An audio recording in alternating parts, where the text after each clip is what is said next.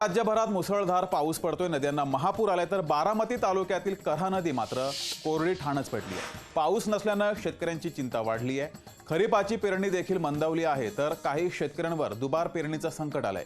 याचा आढावा घेतलाय आमचे प्रतिनिधी विकास कोकरे यांनी। पाहूयात। राज्यात अनेक ठिकाणी अतिवृष्टी झालेली आहे। राज्यात अनेक ठिकाणी नद्यांना महापूर आलेला आहे आणि यामुळेच अनेक शेतकऱ्यांचं, नागरिकांचं आयुष्य हे उद्ध्वस्त झालेलं आहे। मात्र नाझरे धरणावरती अवलंबून असलेल्या कऱ्हा नदीचं पात्र अद्यापही कोरडं ठणक आहे। आपण पाहू शकता, मी कऱ्हा नदीच्या पात्रावरती आहे।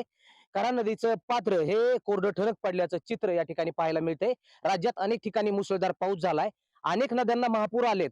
या नद्यांमुळे शेतकऱ्यांचं जीवन मोठ्या प्रमाणावर विस्कळीत झालेलं आहे आणि शेतकऱ्यांनी अनेक आपल्या जमिनीमध्ये पेरलेलं बियाणं, सगळ्या गोष्टी यामध्ये जमीनोस्त झालेल्या आहेत। मात्र बारामती तालुक्यातील या कऱ्हा नदीचं पात्र अद्यापही कोरडं ठणक आहे। वरुण राजाने या कऱ्हा नदीकडे पाठ फिरवलेली आहे, बारामती तालुक्याकडे पाठ फिरवलेली आहे। यामुळे आता कऱ्हा नदीवर अवलंबून असणाऱ्या शेतकऱ्यांना पाण्याचा प्रश्न मोठ्या प्रमाणात भेडसावू लागलेला आहे। कऱ्हा नदी ही 12 महिने दुथडी भरून वाहत असते, मात्र वरुण राजाने पाठ फिरवल्याने या कऱ्हा नदीचं पात्र हे कोरडे ठणक पडलेलं आहे। यामुळे आता याच नदीवरती अवलंबून असलेले शेतकरी हे वरुण राजाची वाट पाहत आहेत।